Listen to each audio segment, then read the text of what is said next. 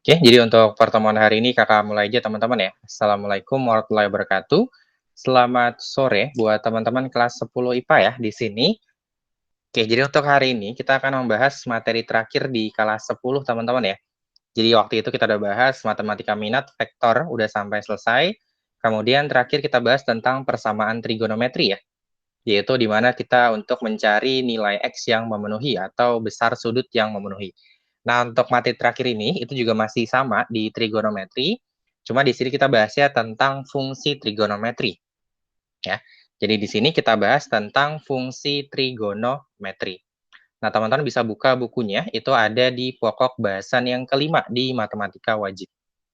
Oke, kita bahas tentang fungsi trigonometri. Sebelumnya, teman-teman sudah pernah belajar ya tentang fungsi, itu di semester pertama, tapi fungsi yang dibahas itu adalah fungsi aljabar, atau variabelnya itu berupa X atau Y. Nah, kalau di sini kita bahas tentang fungsi trigonometri, di mana nanti yang sebagai fungsinya itu adalah fungsi sin, cos, ataupun tangen. Nah, pengertian fungsi trigonometri adalah suatu relasi, seperti biasa ya, atau hubungan yang menghubungkan setiap anggota domain dengan tepat satu pada setiap anggota kodomain. Nah, kalau sampai sini aja, itu adalah fungsi biasa. Nah, kalau yang selanjutnya, yang dinyatakan dalam sinus, kosinus, dan tangen. Nah, berarti kalau yang dinyatakan dalam sinus, kosinus, atau tangen, itu baru yang dinamakan sebagai fungsi trigonometri. Jadi kalau cuma sampai yang kodomain di sini, itu fungsi biasa, tapi kalau dinyatakan dalam bentuk sin, cos, ataupun tangen, itu adalah fungsi trigonometri. Oke. Nah, di sini contoh dari fungsi trigonometri itu kita misalkan fx itu adalah A dikali dengan sin X ditambah dengan B. Ataupun juga fx itu adalah A dikali dengan cos X ditambah dengan B. Nah, untuk diketahui, untuk fungsi trigonometri di bab ini, itu teman-teman bakal lebih sering ketemu fungsi sinus ataupun fungsi kosinus. Untuk fungsi tangen itu sangat jarang dibahas. Oke. Kemudian selanjutnya kita belajar bagaimana membuat grafik fungsi trigonometri. Nah, untuk membuat grafik fungsi trigonometri, di sini ada dua cara, yaitu dengan menggambarkan grafik fungsi trigonometri, yaitu Y sama dengan sin X, atau Y sama dengan cos X, atau Y sama dengan tan X, di mana nilai X-nya itu berkisar antara 0 sampai 360 derajat, dengan menggunakan tabel nilai, yaitu fungsi trigonometri yang teman-teman buat dalam sudut istimewa.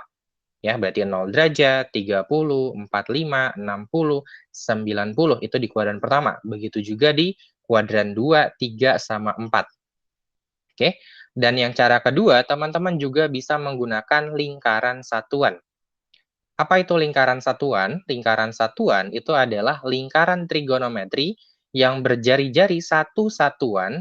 Secara teknis di sini melukis grafik fungsi trigonometri serupa dengan menggambar grafik fungsi aljabar.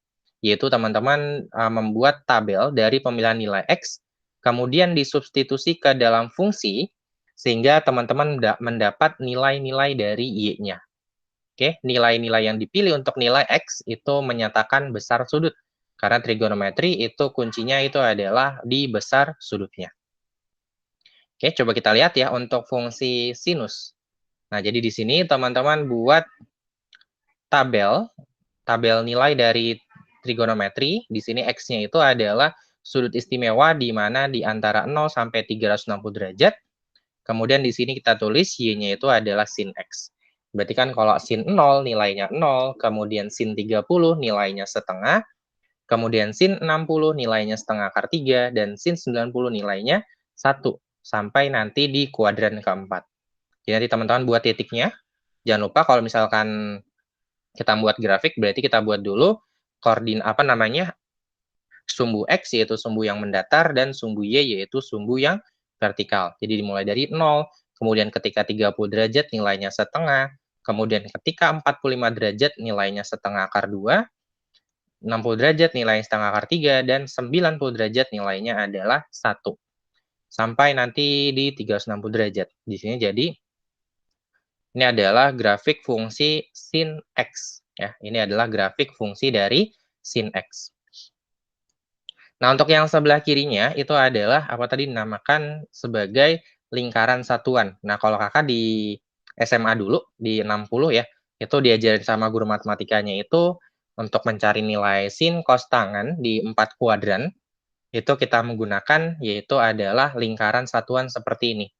Jadi yang di sumbu X itu adalah menyatakan nilai dari kosinus ya. Jadi kalau di sumbu X itu menyatakan nilai dari kosinus dan untuk sumbu Y itu menyatakan nilai dari sinus. Oke, kayak gini teman-teman. Jadi kan di sini misalkan ini sudut yang dibentuk adalah 30 derajat. Nah, kita tarik garis ini. Nah, ini panjangnya satu satuan teman-teman ya. Ini sumbu Y di satu satuan, ini juga satu satuan. Berarti kalau di sini itu negatif 1, kalau yang di sebelah kiri itu nilainya min 1 juga. Nah, ketika sudah 30 derajat kan sudutnya di sini teman-teman ya, pas di apa namanya jari-jarinya dari lingkaran. Nah, kalau kita mau nyari nilai sin X itu berarti patokan kita adalah nilai dari sumbu Y-nya. Jadi kita tarik garis ke kiri, apa namanya, proyeksikan terhadap sumbu Y, maka kita dapatkan nilai Y-nya adalah setengah. Nah, kalau misalkan teman-teman pengen mencari nilai dari cos X, maka dari dari jari-jarinya itu teman-teman tarik garis ke sumbu X-nya. Itu menyatakan nilai dari kosinusnya, seperti itu. Oke, untuk pendahuluan dari fungsi trigonometri beserta grafik dari sin X, kalau dari teman-teman ada yang masih bingung, bisa ditanyakan ya.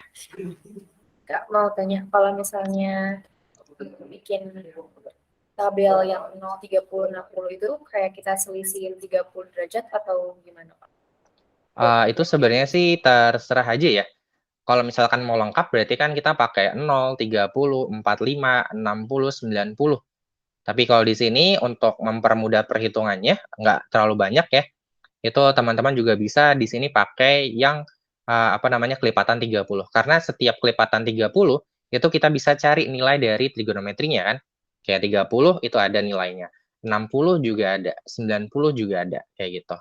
Jangan nanti teman-teman milihnya yang kelipatan 15 ya, karena nilai dari sin 15 itu nggak ada. Jadi untuk pemilihan dari sudutnya ini, itu terserah teman-teman, makin banyak nilai X-nya, itu makin presisi dari gambarnya, kayak gitu.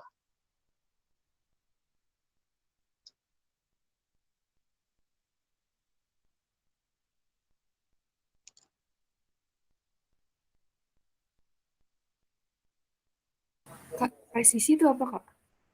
Presisi itu berarti makin, apa namanya nih, kalau misalkan, ini kan lengkungannya ya, jadi kalau presisi itu ketika teman-teman banyak titiknya, ini kan kita ambil titiknya ada 30 derajat, ini sebenarnya ada 45 juga di sini ya, tapi di dalam tabelnya nggak ditulis. Jadi makin banyak titiknya ini, makin kelihatan dari kurvanya, jadi makin mulus dari sininya, kayak gitu. Itu adalah presisi kayak gitu maksud saya ya. Jadi grafiknya itu makin mulus. Jadi kalau teman-teman perhatikan di sini, itu kan grafik dari fungsi trigonometri bentuknya gelombang ya. Jadi nanti ada sangkut pautnya dengan pelajaran fisika teman-teman, yaitu tentang gelombang. Kalau nggak salah di fisika itu ada namanya gelombang transversal ya. Ada juga gelombang apa satu lagi kayak gitu. Tapi biasanya itu untuk fungsi trigonometri, itu teman-teman nanti yang ditanyakan adalah nilai minimum atau nilai maksimum, serta nanti diketahui sebuah grafik. Nah, teman-teman disuruh mencari fungsi trigonometrinya. Jarang soal itu kalau misalkan teman-teman dikasih tahu nih fungsi trigonometrinya, kemudian teman-teman buat grafik, itu sangat jarang ya.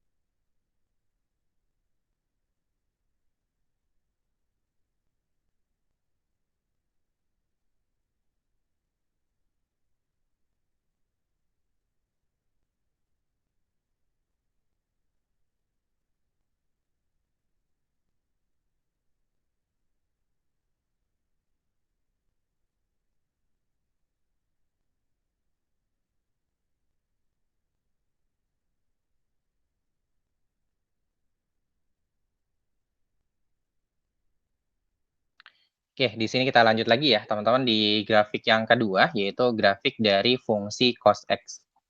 Oke, jadi di sini adalah grafik fungsi cos X, di mana nilai X-nya itu antara 0 sampai 360 derajat. Oke, sebelumnya di sini kakak lupa kasih tahu, jadi kalau fungsi sinus, itu biasanya, kalau fungsi cuma sin X doang teman-teman ya, sin X, sin 2X, sin 3X, atau sin 4X, itu selalu dimulai dari titik 0,0. Jadi X-nya di 0, kemudian nilai Y-nya juga di 0. Oke. Nah, bedanya dengan fungsi kosinus, kalau fungsi kosinus, mau nilainya cos X, cos 2X, cos 3X, ataupun berapapun, dia dimulainya dari titik 0,1. X-nya di 0 dan Y-nya nilainya di 1. Jadi, dia mulainya dari atas. Ya, kalau misalkan kalau fungsi sin itu dimulainya dari posisi tengahnya. Oke, di sini kita juga sama ya teman-teman, kita buat grafik nilai. Di sini kita pakai kelipatannya 30 derajat seperti tadi, ada 0, 30, 60, 90, dan seterusnya. Nah, jadi teman-teman jangan lupa ya, nilai dari trigonometri di masing-masing kuadran itu plus sama minnya. Nah, di sini, kalau misalkan kita buat dalam bentuk lingkaran yang di sini, seperti tadi, kalau misalkan nilai dari cos X, misalkan di sini sudut yang dibentuk antara sumbu X dan garis yang di sini, jari-jarinya, itu adalah 30 derajat.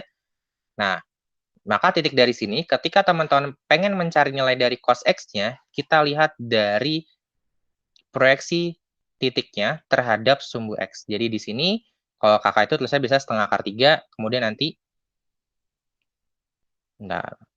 nanti nilainya adalah setengah akar 3, kemudian kalau misalkan di sini, ini berarti misalkan sudutnya itu adalah 45 derajat ya, kalau sampai sini. Itu nanti nilainya adalah setengah akar 2.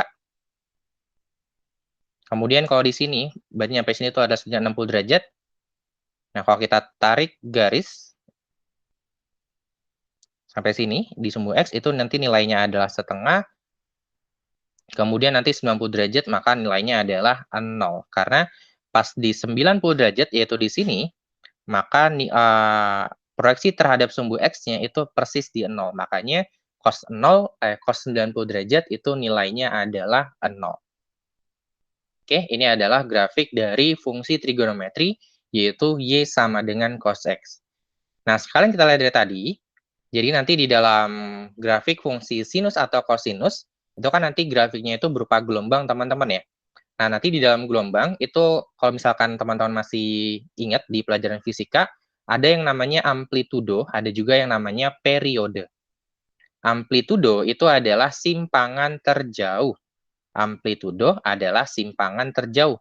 Jadi kalau kita perhatikan dari fungsi sin X, ini simpangan terjauhnya di sini ya. Kan kalau dari titik startnya 0,0, maka simpangan terjauhnya itu adalah nilainya 1. Maka bisa kita sebut amplitudo dari fungsi sin X itu nilainya 1. Kemudian ada juga yang namanya periode. Periode itu adalah panjang dari satu gelombang. Satu gelombang itu terdiri dari satu buah bukit, kemudian adalah satu buah lembah. Ada satu bukit, satu lembah. Itu adalah satu gelombang. Jadi kalau kita perhatikan dari fungsi sin X, itu dia dimulai dari sini, ini sampai sini, itu berarti dia udah setengah gelombang ya, atau satu buah bukit. Dari sini sampai sini, itu adalah satu lembah. Berarti kalau kita jumlahkan, itu adalah satu gelombang. Berarti di sini untuk fungsi sin X, periodenya itu nilainya 360 derajat atau 2pi. Kayak gitu. Kalau fungsi cos juga sama teman-teman ya. Ini kan berarti dari sini sampai sini, itu adalah setengah bukit. Dari sini sampai sini, itu adalah satu buah lembah. Dari sini sampai sini, itu adalah setengah bukit juga. Berarti kalau kita jumlahkan, itu adalah satu buah bukit dan satu buah lembah. Kayak gitu. Oke, dan yang terakhir ini adalah fungsi tangen X. Nah, di sini dia nilai dari tangen X dari 0 sampai 360 derajat. Ini juga sama ya. Kita buat dalam bentuk tabel nilai, yaitu kelipatan 30. Nah, kalau teman-teman perhatikan di sini, ini sorry harusnya tangen 30 bukan 1 ya, tapi sepertiga akar 3. Ini harusnya 1/3 akar 3. Ini juga sama, harusnya sepertiga akar 3. Oke. Oke, jadi kalau kita perhatikan di sini, kan kalau misalkan teman-teman belajar kemarin, tangen 90 itu nilainya tidak ada ya, atau tidak terdefinisi. Kenapa? Karena kalau kita perhatikan dari fungsi tangen, jadi dia akan kayak gini nih. Nah, makin mendekati sudut 90 derajat, maka nilai dari tangannya itu makin besar, teman-teman. Atau dinyatakan, dia adalah mencapai infinite atau tak terhingga. Makanya, di sudut 90 derajat, dia akan membentuk yang namanya asimtot tegak. Jadi dia nanti nggak bakal menyentuh angka atau sudutnya itu nggak bakal tepat di 90 derajat. Kenapa? Karena ketika tepat di 90 derajat, nanti nilai dari tangannya itu adalah mendekati tak hingga. Ya, nah ini juga sama nih, kalau tangan mendekati 90 derajat dari kanan, itu mendekati min tak hingga. Ya, jadi nanti dia grafiknya berupa seperti ini. Nah, nanti dia terdapat dua buah asimtot, kalau dari 0 sampai 39 derajat, teman-teman ya. Dua-duanya sama-sama asimtot tegak, yaitu ketika X-nya 90 derajat, dan yang terakhir adalah ketika X-nya itu 270 derajat. Kayak gitu. Ini adalah fungsi dari tangan. Makanya untuk selanjutnya, untuk grafik ataupun yang lain-lain, untuk fungsi tangan sangat jarang dibahas. Yang sering dibahas itu adalah sin ataupun kosinus. Kayak gitu. Oke, untuk grafik dari fungsi kosinus dan fungsi tangan, kalau dari teman-teman ada yang masih bingung, bisa ditanyakan ya.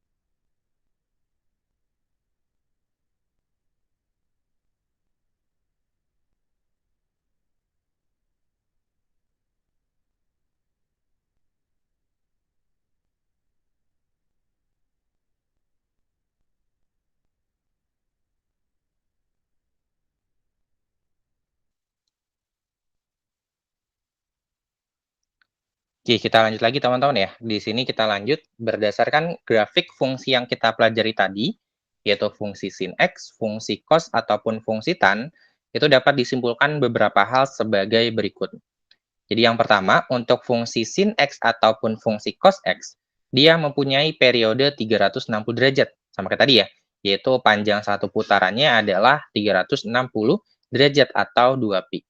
Nah, kalau fungsi tangan X, dia punya periodenya itu adalah 180 derajat.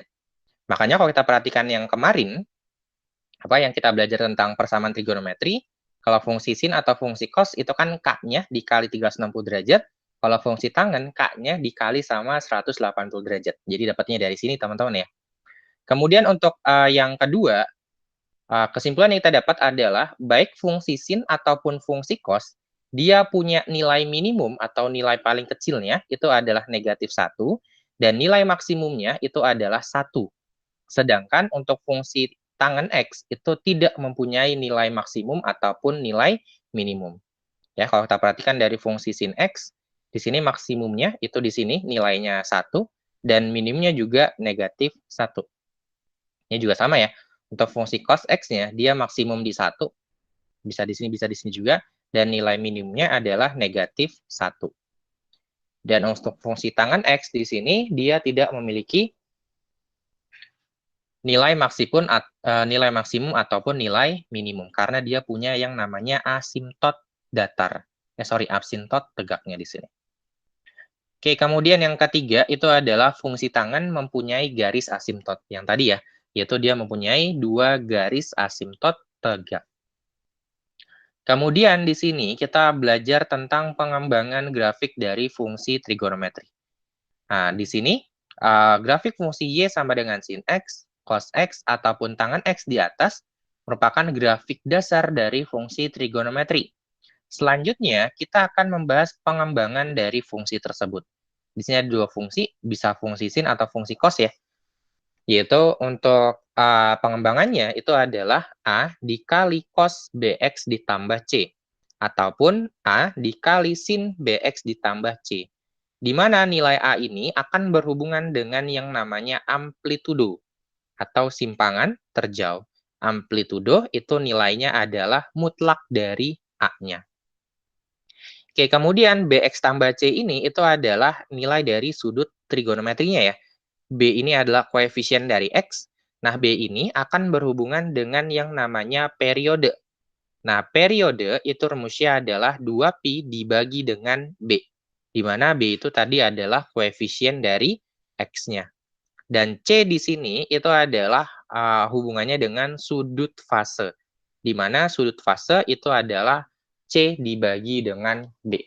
Sudut fase itu adalah sudut di mana dimulainya nilai dari trigonometri.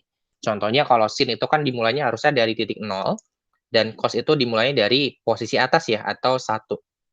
Kadang nanti dalam fungsi trigonometri itu nilai dari grafiknya itu nggak selalu kalau sin itu dimulainya dari sini ataupun cos di sini. Karena dari grafik fungsi trigonometri itu ada berbagai macam bentuknya. Bisa nanti grafiknya itu digeser ke kanan, jadi nanti dimulai titik nolnya itu dari sini, ataupun bisa juga digeser ke kiri. Ya, itu dinamakan dengan sudut fase. Sudut dimulainya nilai dari trigonometri. Nah, di sini ada keterangan, jika nilai amplitudonya kurang dari 0, jadi amplitudonya itu negatif, maka grafik fungsi tersebut akan terbalik dari grafik asal. Oke, contohnya, misalkan tadi,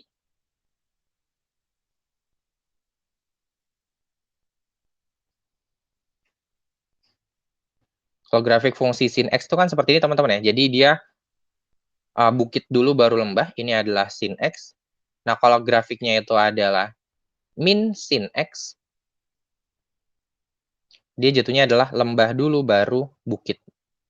Jadi kalau kebalikan dari grafik asalnya, itu artinya adalah nilai A-nya atau yang berhubungan dengan amplitudonya, itu nilainya adalah negatif. Kemudian yang kedua, jika nilai C-nya positif di sini teman-teman, maka grafik Y sama dengan A sin X atau A cos X digeser ke kiri sejauh C per B satuan. Jadi kalau dia nilainya positif, malah digesernya ke kiri. Ya. Jadi kalau nilai C-nya positif, digesernya ke kiri. Nah, kalau nilai C-nya negatif, maka grafik tersebut akan digeser ke kanan sejauh C per B satuan.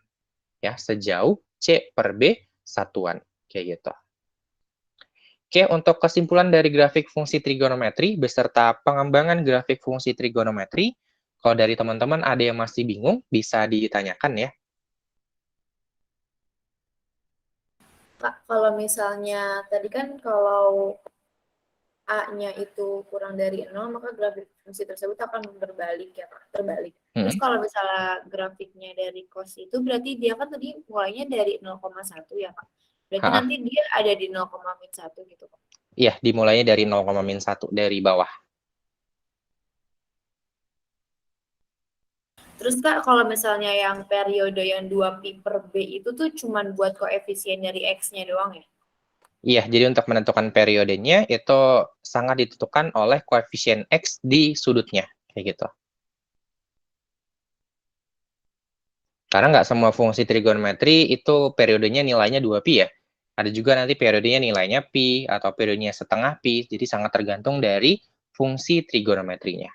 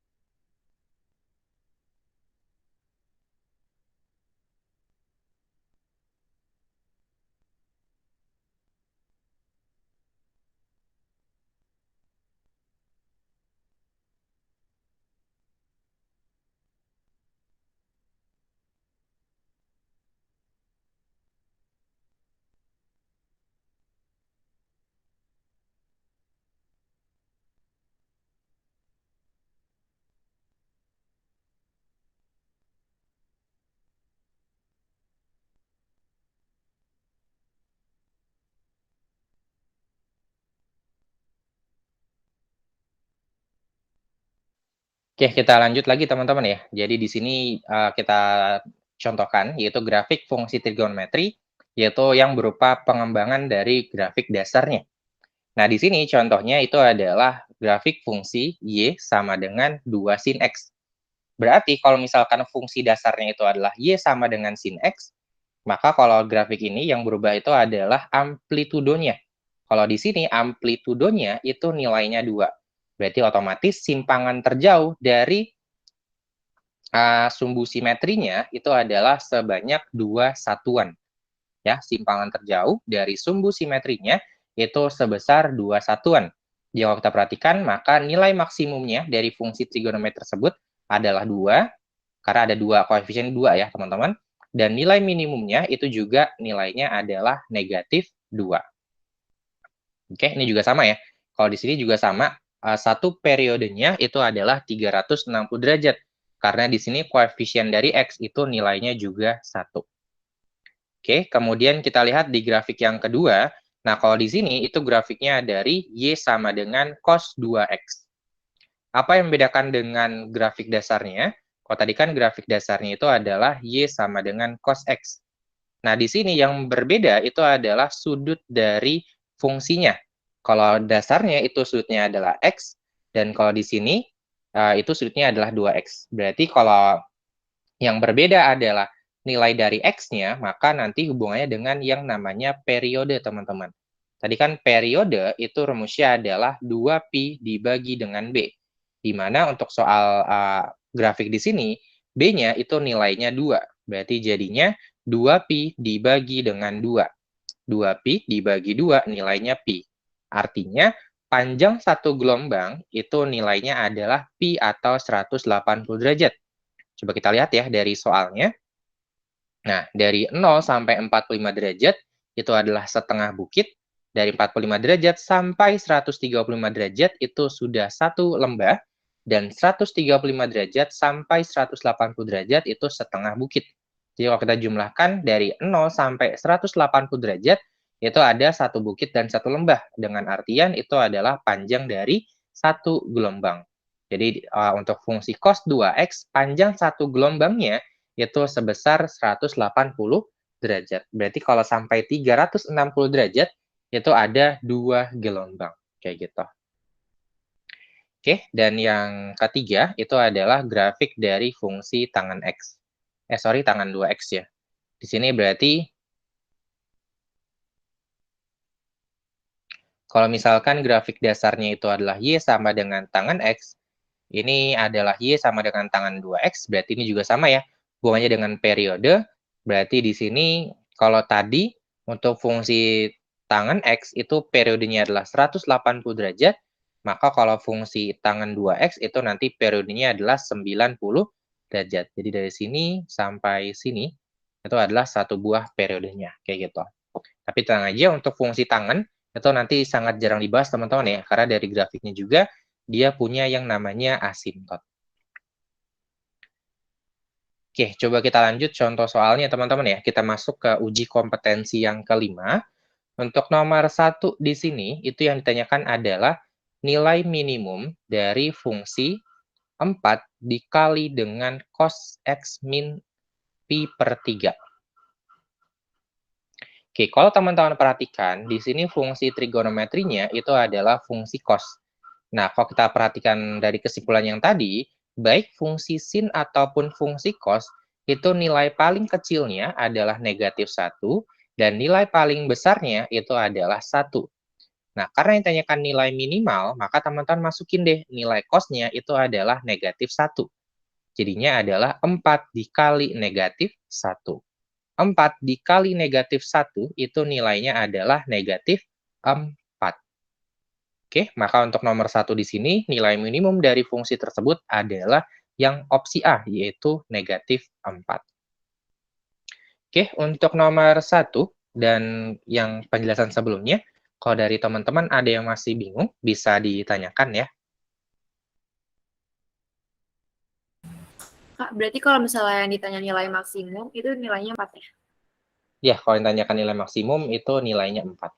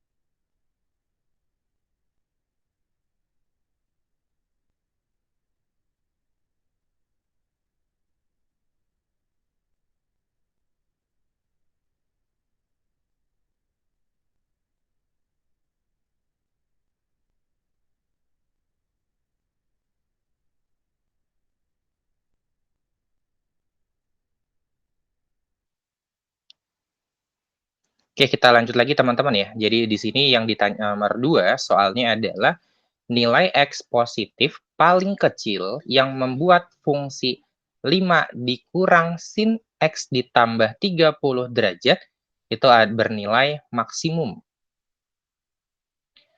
Oke, jadi fungsi tersebut akan bernilai maksimum ketika nilai X-nya itu berapa, teman-teman. Nah, kalau kita perhatikan tadi, nilai sin ataupun nilai cos itu maksimumnya adalah di 1 dan minimumnya itu adalah di negatif 1.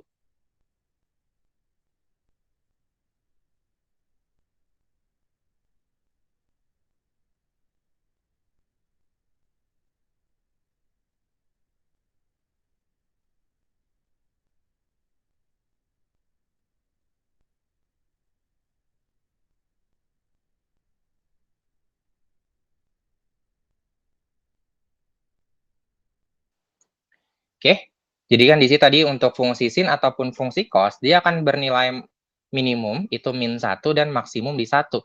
Tapi teman-teman lihat di sini, ini fungsi sinnya koefisiennya negatif, teman-teman. Jadi agar bernilai maksimum, maka nilai sinnya teman-teman substitusinya negatif 1. Kenapa? Karena kalau min ketemu min jadinya plus. Ya. Jadi di sini agar bernilai maksimum, fungsi tersebut nilai sinnya itu adalah negatif 1. Jadi sin X tambah 30 derajat itu nilainya negatif 1. Nah, di sini teman-teman bisa menggunakan untuk mencari nilai X-nya persamaan trigonometri yang kemarin ya. Langkah selanjutnya adalah teman-teman cari nilai sin yang negatif. Sin akan bernilai negatif ketika berada di kuadran ketiga ataupun di kuadran keempat.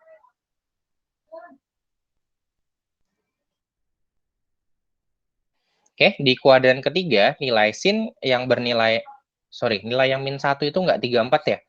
Nilai sin yang bernilai min 1 itu adalah 270 derajat. Berarti bisa kita tulis sin X tambah 30 derajat itu sama dengan sin 270 derajat. Atau juga teman-teman bisa menggunakan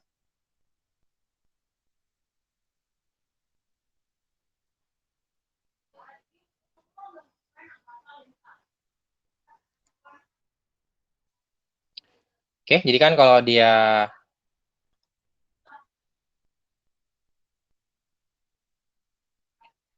Oke, yang tadi itu berarti kalau misalkan fungsi sin itu akan berhubungan dengan yang ini teman-teman ya, apa namanya, sumbu y-nya, berarti dia akan bernilai min 1 ketika 270 derajat, atau kalau misalkan teman-teman hitungnya, ini kan kalau 0 derajat itu posisinya di sini teman-teman ya.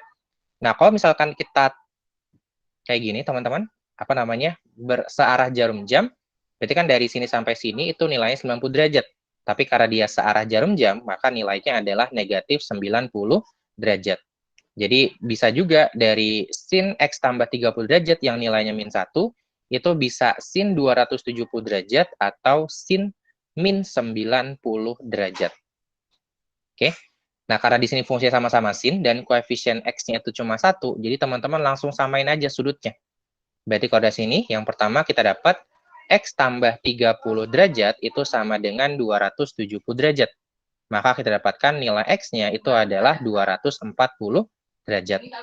Nah, kalau kita pakai yang negatif 90 derajat, berarti kita dapat persamaannya X tambah 30 derajat sama dengan negatif 90 derajat.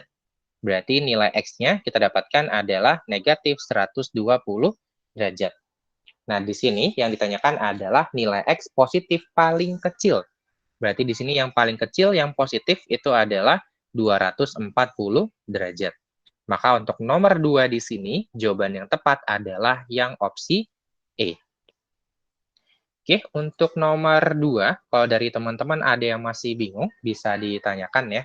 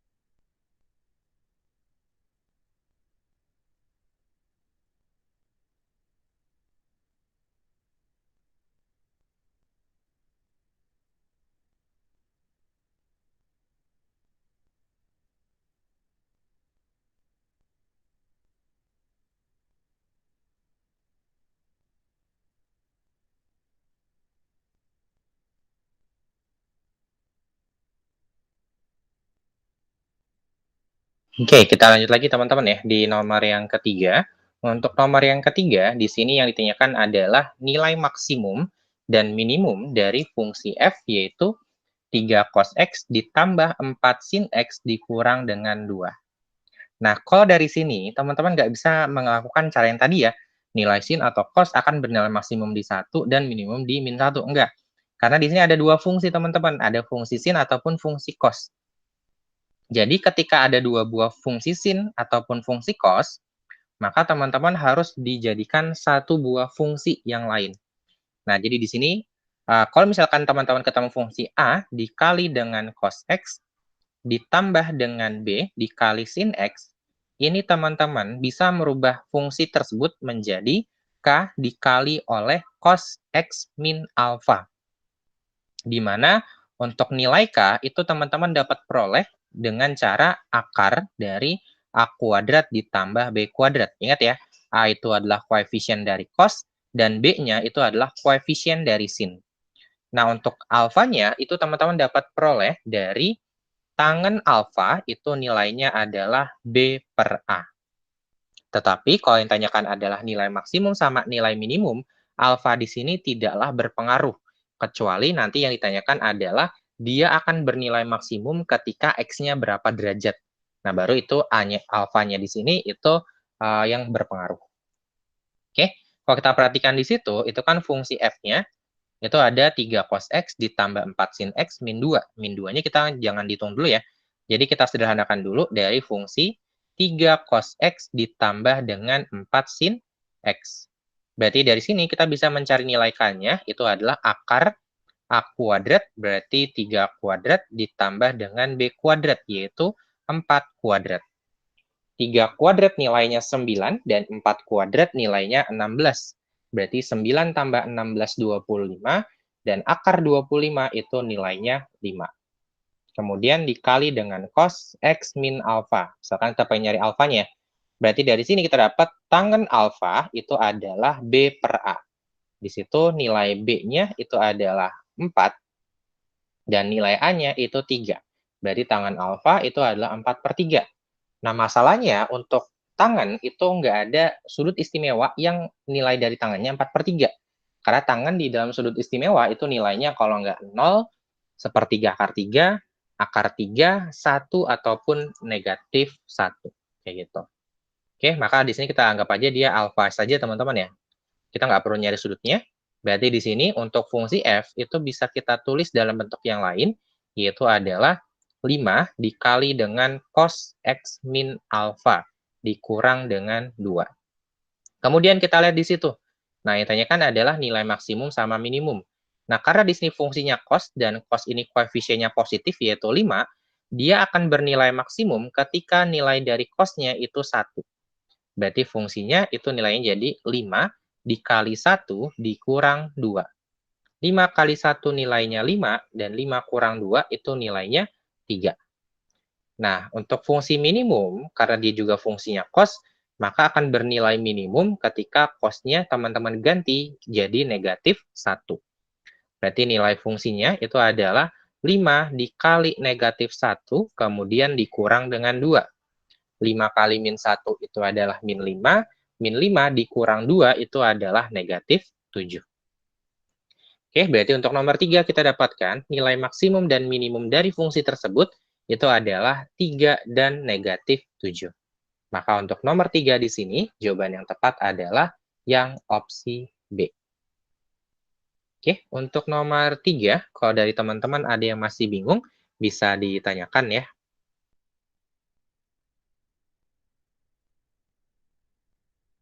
Kamu nanya, Kak. Ya, gimana?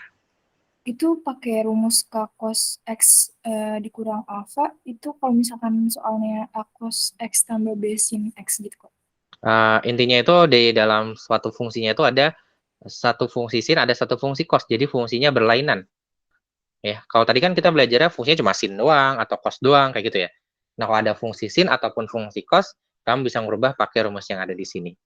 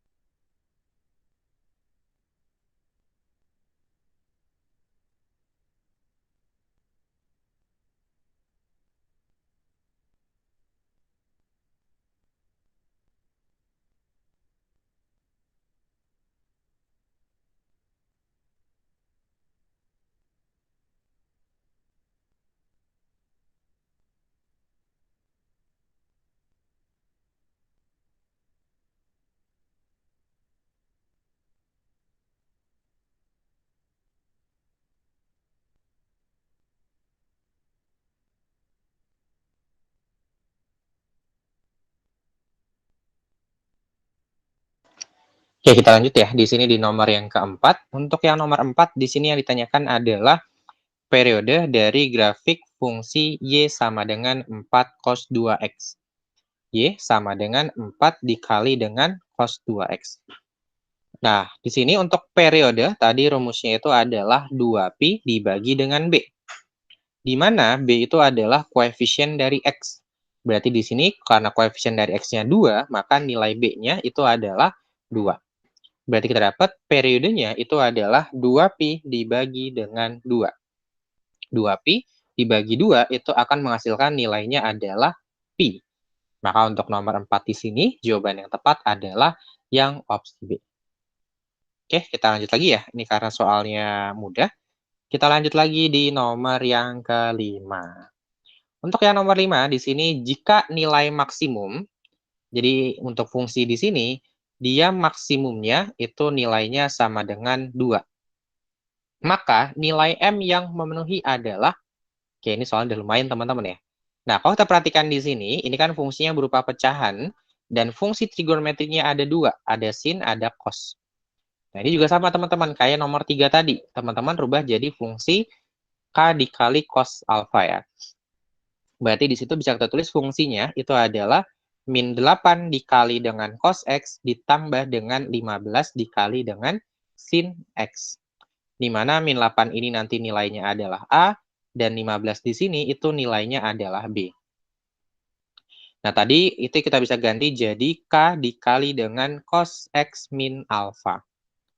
Berarti di sini kita cari dulu nilai K-nya. K itu tadi nilainya adalah akar dari A kuadrat ditambah dengan B kuadrat.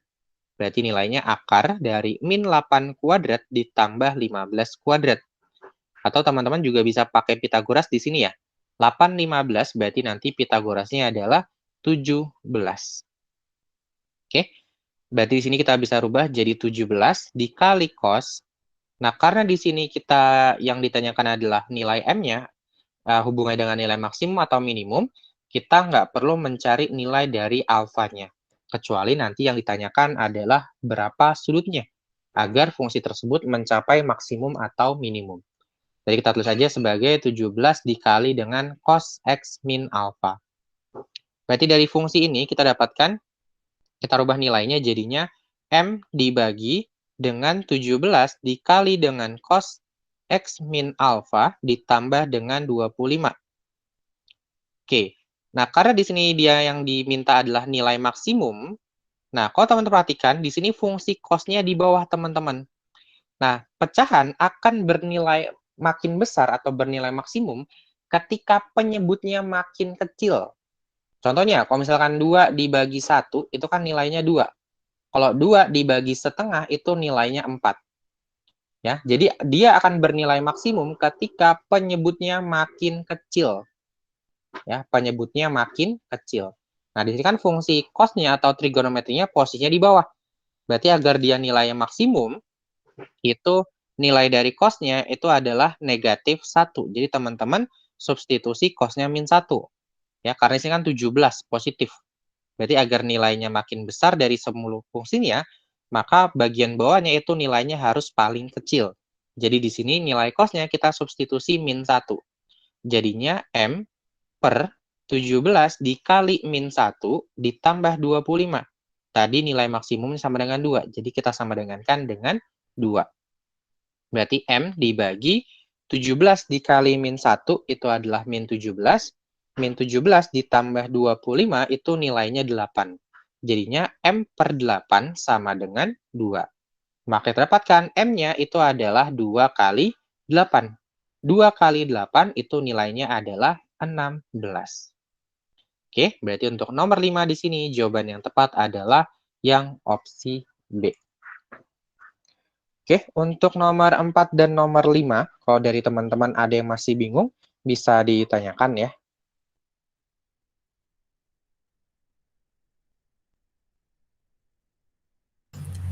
Kak, jadi kalau misalnya dia bentuknya pecahan kayak gitu, kita kebalikannya gitu ya, Kak. Kalau ditanyanya minimum, berarti kita naruh kosnya di situ 1 gitu. Iya, tapi sebenarnya sangat tergantung sama ininya teman-teman. Nah, 25 di sini nih, pasangannya. Kenapa? Kalau misalkan nih fungsinya itu adalah M dibagi 17 cos X misalkan ya. Kemudian ditambah dengan 15. Nah, ketika teman-teman substitusi cosnya min 1, berarti kan jadinya M dibagi min 17 tambah 15. Min 17 tambah 15 itu nilainya adalah min 2. Jadi kan M per min 2, jatuhnya nanti nilainya negatif, malah makin kecil ya. Tapi biasanya kalau misalkan bentuknya seperti ini udah dipikirkan, kalau misalkan fungsi trigonometrinya di bawah, itu kebalikannya ya. Kalau maksimum malah teman-teman substitusi min 1, dan kalau nilainya minimum, maka teman-teman substitusi fungsinya itu adalah 1. Jadi kebalikannya. Sama kayak tadi, kalau misalkan koefisien dari fungsi trigonometrinya itu adalah negatif. Kayak gitu.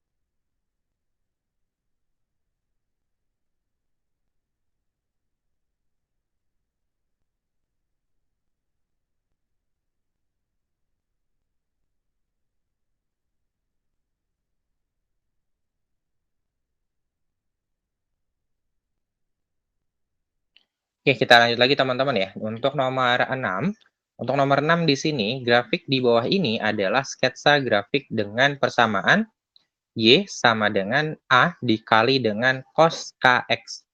Nah, yang ditanyakan adalah nilai A dan K secara berturut-turut. Nah, kalau kita perhatikan dari fungsi cos tadi, itu kan harusnya dimulainya dari posisi atas teman-teman ya. Kalau di sini berarti dia dimulai dari 3. Tetapi karena dia dimulai dari min 3, maka di sini kita dapat kesimpulan nilai A-nya itu adalah negatif 3. Ya. Karena di sini ya grafiknya itu adalah apa namanya berbalik ya. Kan kalau grafik cost itu kan harusnya dimulai dari atas, kemudian turun ke bawah, tapi ini dimulai dari bawah, malah naik ke atas. Jadi A-nya kita dapat itu min 3. Kemudian kita cari nilai K-nya. Karena K di sini adalah koefisien dari X, maka nanti hubungannya dengan periode. Berarti di situ periodenya itu rumusnya adalah 2pi per K. Kita cari ya periodenya di sini. Dari sini sampai sini itu adalah, bentar, kata warna merah. Kalau dari sini sampai sini itu berarti setengah lembah. Dari sini sampai sini itu berarti adalah satu buah bukit. Dari sini sampai sini itu adalah setengah lembah lagi. Berarti kalau dari sini sampai sini itu ada satu bukit dan satu lembah. Itu artinya dari 0 sampai 180 derajat itu sudah terbentuk satu gelombang. Atau periodenya kita bisa tulis sebagai Pi, yaitu 180 derajat, sama dengan 2Pi per K. Di sini Pi-nya kita coret, kemudian kita kali silang, maka kita dapatkan nilai K-nya sama dengan 2. Oke, berarti kita peroleh di sini nilai A dan K secara berturut-turut itu adalah negatif 3 dan 2. Maka untuk nomor 6 di sini, jawaban yang tepat adalah yang opsi D. Oke, kita lanjut lagi ya ke nomor selanjutnya, yaitu di nomor yang ke-7. Untuk nomor 7 di sini, jika grafik Y sama dengan sin 2X digambarkan pada selang 10 sampai 350 derajat, maka grafiknya akan memotong sumbu X sebanyak berapa kali? Nah, ini lumayan ya. Ini soalnya butuh analisa di sini. Dia akan memotong sumbu X sebanyak berapa kali?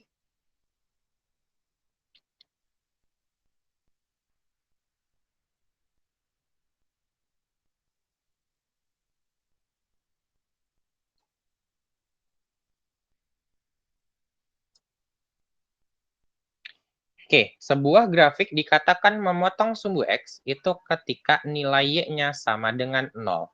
Artinya, ketika di situ fungsinya Y sama dengan sin 2X, maka ketika dia memotong sumbu X, maka kita dapatkan sin 2X sama dengan 0. Oke, nah di sini teman-teman bisa menggunakan persamaan trigonometri yang minggu kemarin kita bahas. Nah, selanjutnya kita cari ya. Sin 2X sama dengan 0. Sin berapa yang nilainya 0? Yaitu adalah sin 0. Berarti kita dapat 2X ini sebagai X besar, dan 0 di sini sebagai alfa. Nah, karena di sini fungsinya adalah sin, maka untuk mencari nilai X, kita bisa menggunakan X sama dengan alfa ditambah K dikali 360 derajat, atau nilai X sama dengan 180 dikurang alfa ditambah dengan K dikali 360 derajat. Kita substitusi ya, X-nya kita substitusi jadi 2X, kemudian alfanya jadi 0. Berarti kalau 0 nggak usah tulis ya. Berarti 2X sama dengan K dikali 360 derajat. Ini kita bagi 2, karena kita pengen nyari nilai X-nya. Maka kita dapatkan X sama dengan K dikali 180 derajat. Yang pertama, kita substitusi K-nya sama dengan 0. Kalau K-nya 0, kita dapat X-nya sama dengan 0 juga. Kalau kita substitusi K-nya sama dengan 1, di sini 0 nggak masuk ke dalam interval, teman-teman ya. Karena di sini selangnya itu dari 10 sampai 350 derajat. Berarti 0 itu berada di luar interval. Kalau kita substitusi K-nya sama dengan 1, maka kita dapatkan nilai X-nya adalah 180 derajat. Ini masuk ya. Dan K sama dengan 2, maka kita dapatkan X-nya itu 360 derajat. Nah, ini juga sudah tidak masuk ke dalam interval. Karena intervalnya maksimumnya adalah 350 derajat. Kemudian untuk yang di sini, berarti dapat 2X sama dengan 180 dikurang 0, berarti 180, ditambah dengan K dikali 360. Sama kayak tadi kita bagi 2, berarti dapat X sama dengan 90 ditambah dengan K dikali 180.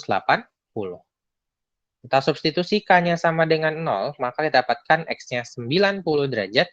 Ini masuk ya. Kalau misalkan kita substitusi K-nya sama dengan 1, maka kita dapatkan X-nya itu adalah 270 derajat. Ini juga masuk. Kalau kita substitusikannya sama dengan 2, maka kita dapatkan nilai X-nya itu adalah 450 derajat. Nah, kalau ini sudah tidak masuk ke dalam interval. Berarti dari fungsi tersebut kita dapatkan, ketika intervalnya 10 sampai 350 derajat, maka fungsinya akan memotong sumbu X sebanyak 3 kali. 1, 2, dan 3. Maka untuk nomor 7 di sini, jawaban yang tepat adalah yang opsi C. Oke, untuk nomor 6 dan 7, kalau dari teman-teman ada yang masih bingung, bisa ditanyakan ya. Kak mau tanya, kok tadi yang buat nyari nilai Kak di nomor 6 itu, dia tuh kayak kita nyari satu gelombangnya itu, satu periodenya itu tuh dimulai dari mana nih Kak? Sebenarnya untuk menentukan mau dimulai dari mana, itu terserah ya. Tapi karena di sini dia diketahuinya itu sudutnya di sini nih, ini 90 derajat, 180 derajat di sini. Nah, ini kita mulainya yang paling gampang itu dimulai dari sini aja nih. Ya. Bisa juga teman-teman mulai dari sini boleh-boleh nih. Kalau misalkan kita mulai dari 90 nih, berarti kan dari 90 sampai ke sini nih, yaitu setengah bukit ya. Kemudian dari sini sampai sini itu setengah lembah. Berarti kalau setengah bukit, setengah lembah, itu adalah setengah gelombang. Nah, berarti kan dari 90 sampai 180, itu kan 90 derajat selisihnya ya. Berarti 90 derajat setengah gelombang. Berarti otomatis kalau satu gelombang itu 180 derajat.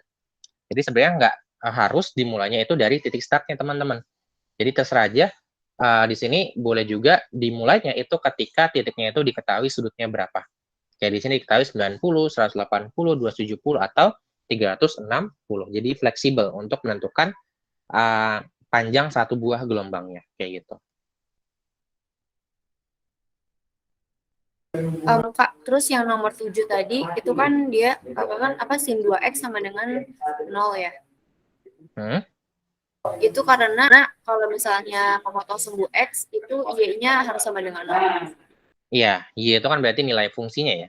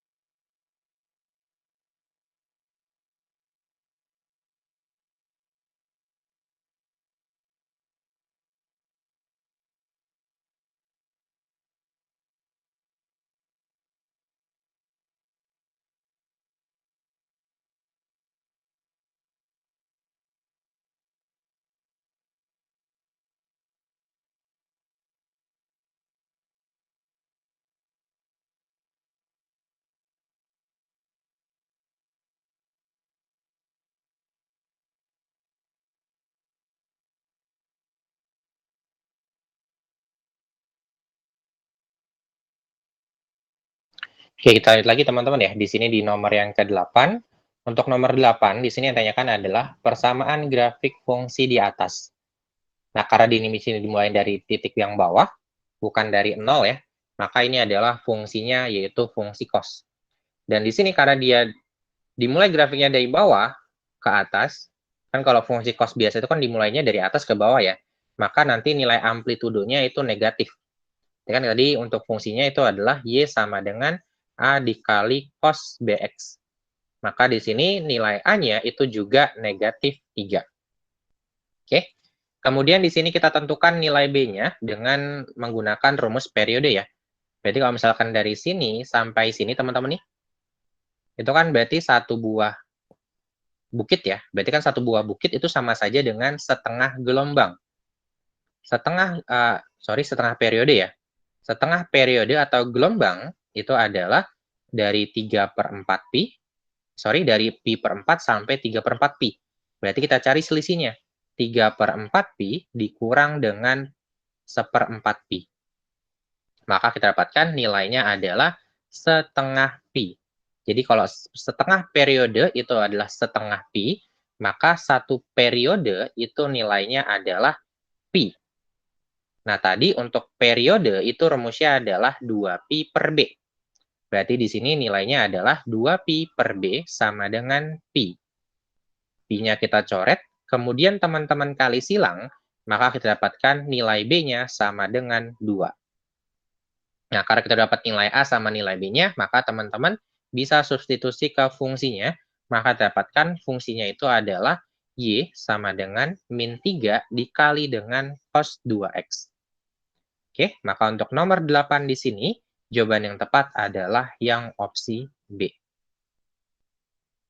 Oke, kita lanjut lagi ya ke nomor selanjutnya, yaitu di nomor yang ke-9. Untuk nomor 9 di sini diketahui persamaan grafik di bawah. Ini juga sama ya. Oke, ini kalau 1, ini 2, berarti kalau ini min 1, ini 2, min 2 teman-teman ya. Nah, karena di sini dimulai dari bawah, bukan dari tengah, ini juga sama. Ini adalah fungsi kosinus. Ya, kalau fungsi sin pasti dia mulai dari sini teman-teman, dari tengah banget. Kemudian di sini, karena dia dimulai dari bawah, maka nanti nilai A-nya, kan berarti Y sama dengan A dikali cos BX. Ya. Berarti karena dia mulai dari bawah, maka nilai A-nya itu negatif. Di situ amplitudonya 2, berarti A-nya itu nilainya negatif 2. Nah, di sini teman-teman juga bisa nyari periodenya. Kita mulai dari sini. Ini kan nilainya pi per 3 ya. Dari pi per 3 sampai ke di sini itu berarti pi. Berarti dia adalah satu bukit. Berarti sama saja dengan setengah periode. Berarti setengah periode itu adalah selisihnya, yaitu pi dikurang dengan pi per 3. Berarti kita dapat setengah periode itu nilainya adalah 2pi per 3. Berarti otomatis kalau setengah periode itu adalah 2pi per 3, maka satu buah periode itu nilainya adalah 4pi per 3. Dan tadi rumus periode itu adalah 2pi per B. Berarti 2pi per B sama dengan 4pi per 3. Ini kita kecilin, bagi 2pi nilainya 1, bagi 2pi nilainya 2. Maka kita dapatkan nilai B-nya itu adalah 3 per 2. Setelah kita dapat nilai A sama nilai B, maka kita dapatkan fungsinya. Berarti fungsinya itu adalah Y sama dengan negatif 2 dikali dengan cos 3 per 2X. Min 2 dikali dengan cos 3 per 2X. Maka untuk nomor 9 di sini, jawaban yang tepat adalah yang opsi C. Oke, untuk nomor 8 dan 9, kalau dari teman-teman ada yang masih bingung, bisa ditanyakan ya.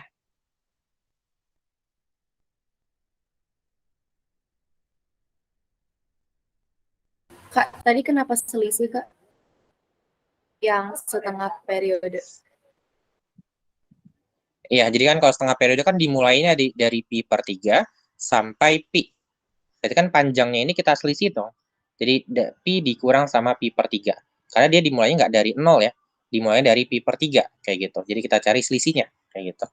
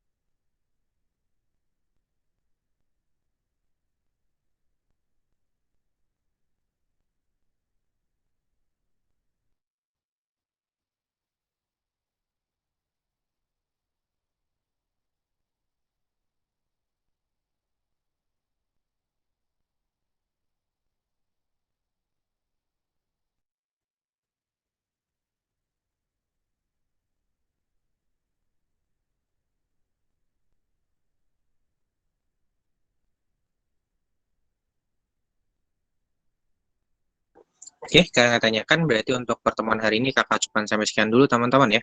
Kurang lebihnya dari kakak mohon maaf. Semoga apa yang kakak sampaikan dapat bermanfaat buat teman-teman semua. Akhir aja, wassalamualaikum warahmatullahi wabarakatuh. Selamat sore teman-teman semua. Waalaikumsalam Waalaikumsalam warahmatullahi warahmatullahi wabarakatuh. Waalaikumsalam warahmatullahi wabarakatuh. Makasih, Kak. Sama-sama.